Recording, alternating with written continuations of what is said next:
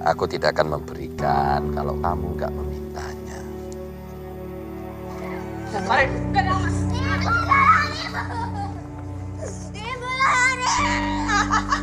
Apa aku boleh punya pilihan lain? Oh no, apa dia? Ini nyuwun pamit nggih. Ini mau dadi Raden Ayu. Perkenalkan Raden Ayu Kartini atau lebih dikenal sebagai R.A. Kartini. Hai semuanya, di kesempatan kali ini kita bakal ngebahas film yang berjudul Kartini. Raden Ayu Kartini atau R.A. Kartini, dia adalah seorang tokoh Jawa dan pahlawan nasional Indonesia. Kartini dikenal sebagai pelopor kebangkitan perempuan pribumi Nusantara. Atau lebih gampangnya, dia menjunjung tinggi para hak wanita. Pada zaman dahulu kala, tepatnya 1900 Masehi, wanita pada zaman dahulu tidak diperbolehkan mengambil pendidikan yang tinggi. Kartini berjuang mendobrak tradisi yang mengatakan bahwa perempuan hanya perlu di dapur saja. Perjuangan R.A. Kartini tidak dapat dibandingkan dengan pahlawan lainnya. Pada film ini terdapat 3 bahasa yang kita pelajari di sekolah, yaitu bahasa Indonesia, bahasa Jawa, dan bahasa Inggris. Kita langsung aja ke alur ceritanya.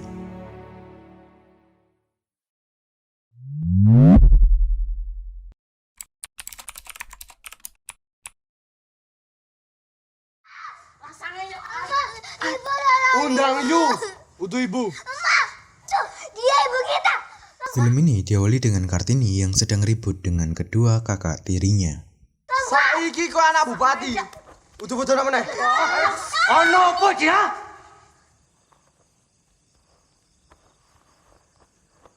Di situ ternyata Kartini tidak diperbolehkan untuk tidur dengan ibu kandungnya yang terbuang di rumahnya sendiri. Ibu Kartini dijadikan pembantu karena kan dia tidak memiliki darah ningrat atau darah bangsawan. Pada awalnya ayah Kartini yang bernama Raden Sosoningrat menikah dengan ibu Kartini. Tetapi setelah Raden Sosoningrat jadi bupati, dia harus menikah lagi karena kan peraturan kolonial saat itu mengharuskan bupati menikah dengan wanita bangsawan. Raden Sosoningrat menikah lagi dengan wanita bangsawan yang bernama Raden Ajeng Moryam. Sampai saat ini ibu kandung Kartini dijadikan pembantu karena kan Raden Sosoningrat tidak tega kalau Kartini harus berpisah dengan ibu kandungnya. Ayah Kartini yang tidak tahan mendengar Kartini menangis, dia memutuskan untuk memberi kesempatan untuk tidur bersama ibu kandungnya. Namun kesempatan itu adalah kesempatan yang terakhir. Saat di dalam kamarnya, Ngasirah menyuruh Kartini untuk memanggil dirinya sebagai Yu atau Bibi. Kartini di situ tentu tidak mau karena kan Ngasirah adalah ibu kandungnya. Namun Ngasirah mengatakan kalau itu sudah jadi peraturan kabupaten. Kartini harus menurut supaya ayahnya mau menyekolahkan Kartini. Nih harus panggil ibu Yu. Bu, ini mau pulang sama Ayu. Itu sudah aturan kabupaten, nak. Nih mau lihat ibu senang. Setelah cukup lama Ngasirah memberitahu Kartini, Kartini harus menurut walaupun terpaksa. Tidak mau sekolah, Bu. Dia mau belajar sama ibu.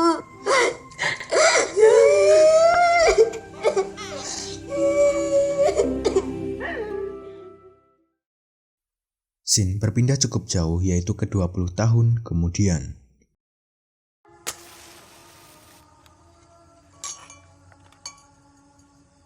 Terlihat Kartini yang sedang menjalani pingitan. Buat kalian yang nggak tahu pingitan itu apa, jadi pingitan itu adalah tradisi Jawa yang dimana calon pengantin perempuan dilarang keluar rumah atau bertemu calon pengantin laki-laki selama waktu yang ditentukan. Biasanya keduanya nggak boleh bertemu sampai acara pernikahan tiba. Terlihat Kartini kesulitan melakukan segala tradisi yang diwajibkan.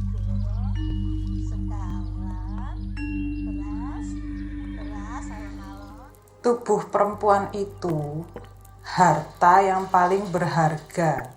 Tubuh kita sendiri ini nih yang akan membawa kita ke takdir kita. Harus selalu dijaga. Merinding. Ya, tapi nggak apa-apa. Sehat, seger waras.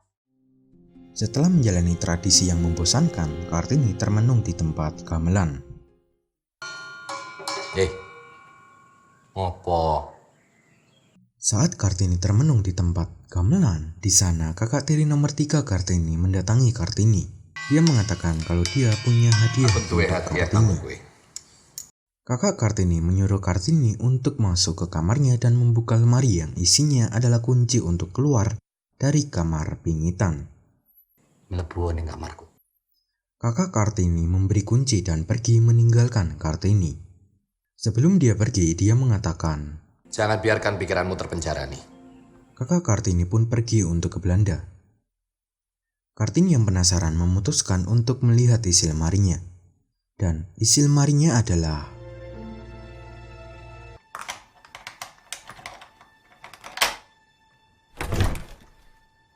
buku.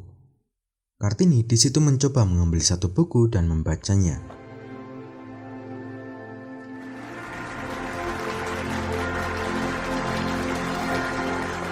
Heeft u een eigen dochter? Ja.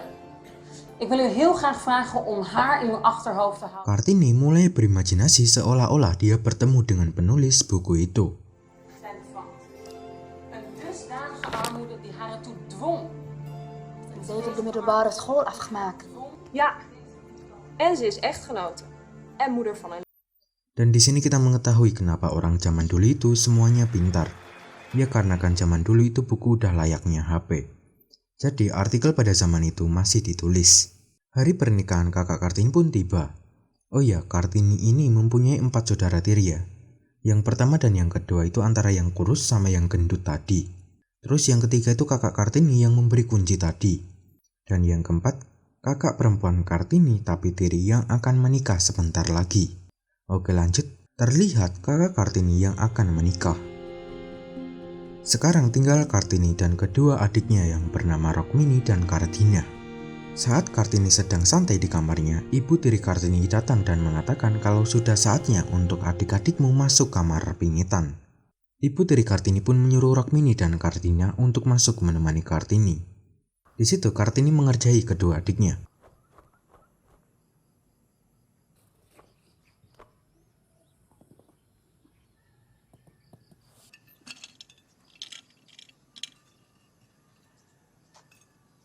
Kartini menjelaskan semenjak semua kakak tirinya keluar dari pingitan, Kartinilah yang berkuasa Tapi di kalau sini. nyembah sampai pegel seperti ini. Kowe ngomong apa? Pegel. Nah. Kowe kudu nglayani wong lanang sing bukan pilihanmu dhewe. Dia menjelaskan ke adik-adiknya untuk tidak mematuhi peraturan apapun semenjak ada di kamarnya. Jadi kamar mereka adalah batas mereka bebas jadi diri mereka sendiri. Umbar untu sak karepmu. Nyontoh guyuku. Waca. Kartini menunjukkan buku yang ditinggal oleh kakak Kartini. Apik. Kartini menyuruh mereka untuk mempelajari buku itu.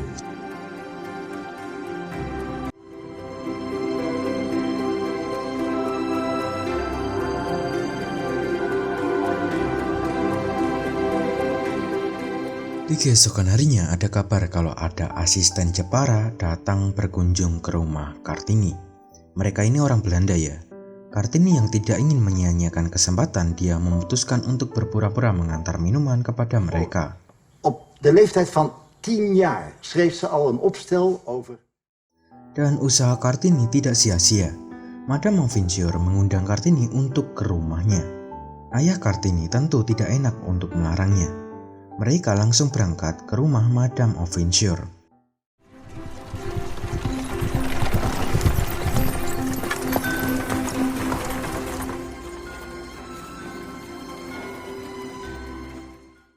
Sesampainya di sana, Madame melihat semua karya buatan adik-adik Kartini.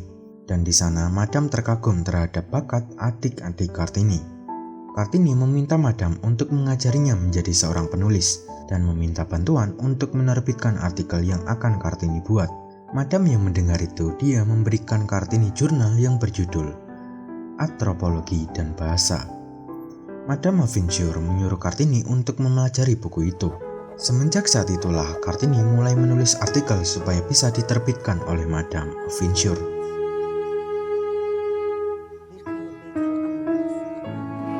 Para adik-adik Kartini pun tidak mau kalah dengan kakaknya. Mereka juga serius untuk bisa melampaui kakaknya.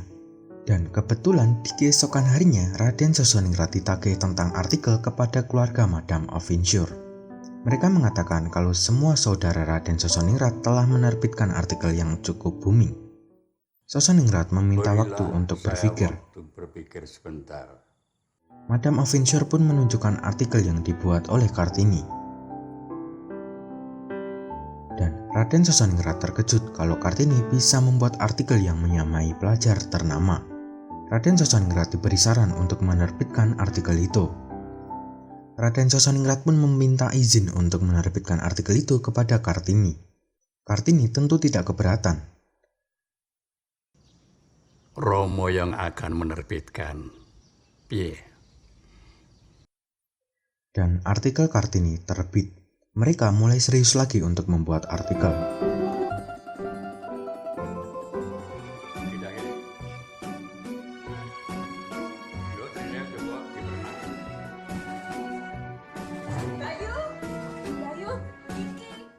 Namun sayangnya masalah selalu ada, yang dimana kedua kakak tiri Kartini menjadi penghalang. Sore harinya, Kartini berniat untuk mengirim artikel yang akan diterbitkan besok. Saat mau keluar, Kartini diberhentikan karena dia tidak diperbolehkan untuk keluar oleh kedua kakaknya. Penjaga akan mengantarkan artikel itu. Kartini pun mau tidak mau harus setuju. Dan ternyata artikelnya tidak dikirim, malah disuruh untuk dibakar oleh kedua kakak tiri Kartini. Kartini yang mengetahui situasi ini, dia memutuskan untuk mengabari Madame Aventure. Aku kudu ngabarke Nyonya Aventure ki. Dia diam-diam menyuruh adiknya untuk mengirim surat dan makanan ke Madame Aventure. Kayak nol yang iki. Ngerti? Ngerti Mbak Yu. Dan kita sudah tahu yang akan terjadi. Kulo kemawon yang ngaturaken. Iki wong didhawuhi kok yo. Sampeyan meru.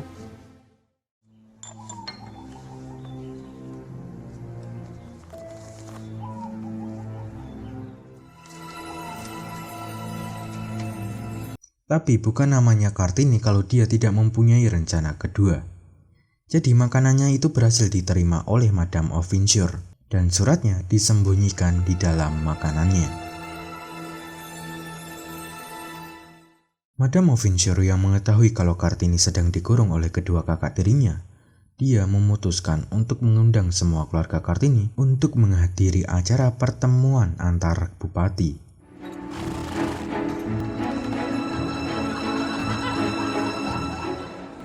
Piye Nil? Sik to. Menengo wae. Welkom Semarang, mijn lievelingsstad. Moeder cuma Di sana Madame Aventure memperkenalkan Kartini dengan petinggi-petinggi lainnya. Dan sampailah yang lebih tinggi. Dan di sini ada yang cukup asik nih.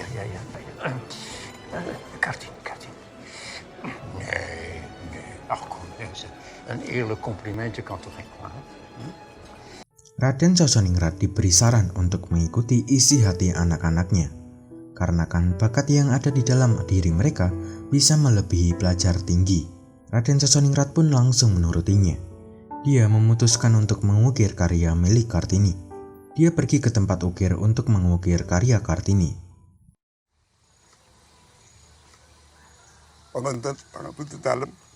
Sesampainya di tempat pengukir, Kartini sedikit ada masalah tentang mitos. Jadi pada zaman dahulu kala katanya kalau mengukir wayang bisa kena kutukan. Kartini pun mencoba meyakinkan penduduk supaya tidak percaya akan hal itu. Dan di situ Raden Sosoningrat juga ikut turun tangan. Kartini podo karo dawuhku, ya. Sampun mekaten Romo. Sing nentang Kartini. Para pengikut mau tidak mau harus menuruti perintah dari Raden Sosoningrat. Monggo, pun pirsani. Dank u wel. Doe mijn groeten aan Mas Tok. Dat zal ik doen. Waduh, lah kok gambar wayang malih tadi. Sin berpindah ke Ngasira yang dipanggil oleh Raden Ajeng Moryang.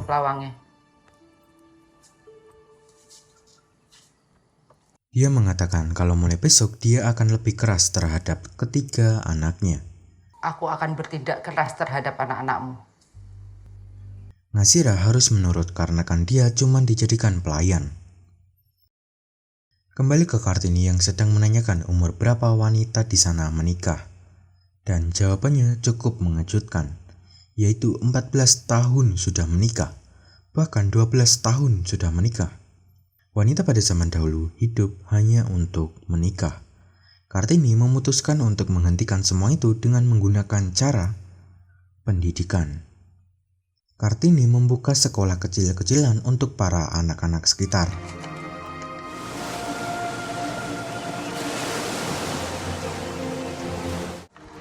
Tolong pendeke panganan karo kapur nggih. Mlebu rene. Ora usah isen-isen. Lenggah mrene. Aksara Londo. Aksara Londo ki sing pisanan jenenge matur nuwun. Sing cilik. Coba diwaca.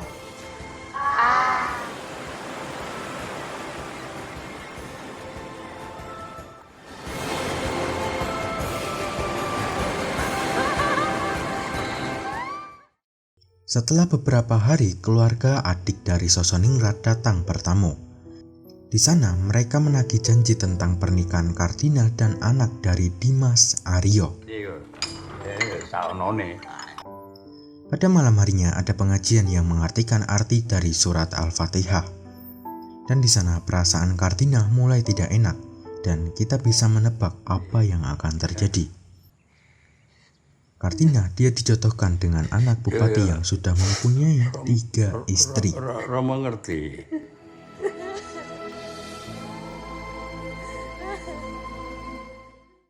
Kartina berniat untuk bunuh diri, namun Kartini mencoba menenangkannya. Hari pernikahan Kartina pun tiba.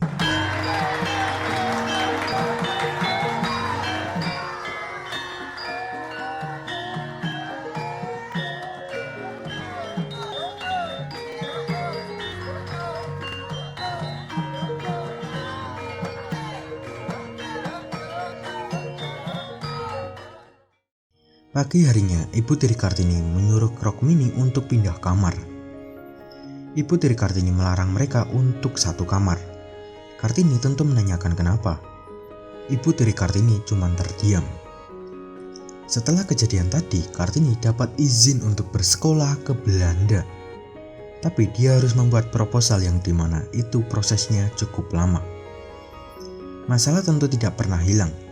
Keributan antar keluarga Kartini mulai terjadi, karena kan membiarkan Kartini bersekolah tinggi sama saja melanggar tradisi yang sudah dibuat. Itu namanya pengecut. Oh, cetha. Saiki malah cetha. Warga ta mela-mela. Perubahan pasti akan terjadi. Tinggal siapa yang akan memulai. Kalau kamu... Karena kan masalah beban pikiran, Raden Sosoningrat jatuh sakit. Kartini merasa sangat bersalah atas apa yang terjadi sekarang.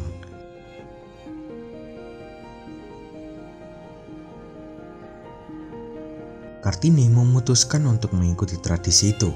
Namun dia meminta satu syarat, yaitu dia tidak ingin kalau calon suaminya sudah mempunyai istri. Tapi ibu tiri Kartini tidak menyetujuinya. Dan masalah kembali terjadi. Kartini diisolasi di kamarnya. Kamu cuma memikirkan dirimu sendiri. Kamu di sini sampai Bupati Rembang itu memboyongmu.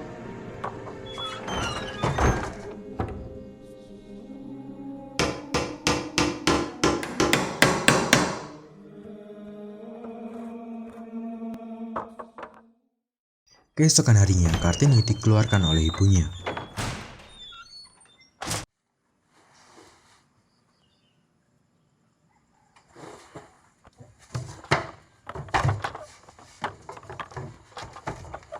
Mereka mengobrol di pinggir danau. Ibunya menceritakan bagaimana dia bisa terbuang di rumahnya sendiri. Dia memberitahu kalau dia tidak mempunyai darah ningrat. Ayah Raden Sosoningrat menyuruh Raden Sosoningrat untuk menikahi Raden Ajeng Muryam. Dan itulah Natoni manapun Nasira.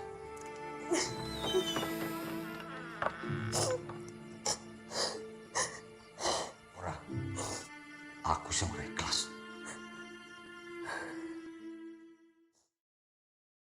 Kartini memutuskan untuk mengikuti tradisi yang sudah ada, tapi dia mengajukan beberapa syarat. Syarat yang pertama adalah Kartini tidak ingin mencuci kaki pengantin saat pernikahan nanti. Dan yang kedua adalah Kartini tidak ingin dibebani dengan tradisi yang rumit. Kaping 3. Cukup nih. Kowe mikir ke awakmu dhewe. Kakak perempuan Kartini datang dan mengatakan kalau suaminya menikah lagi. Kakak Kartini langsung mendukung semua syarat Kartini. Melihat anaknya sengsara, ibu tiri Kartini memutuskan untuk menyetujui semua syarat Kartini. Kartini melanjutkan syarat yang ketiga. Syarat yang ketiga adalah dia ingin calon suaminya membantunya untuk mendirikan sekolah.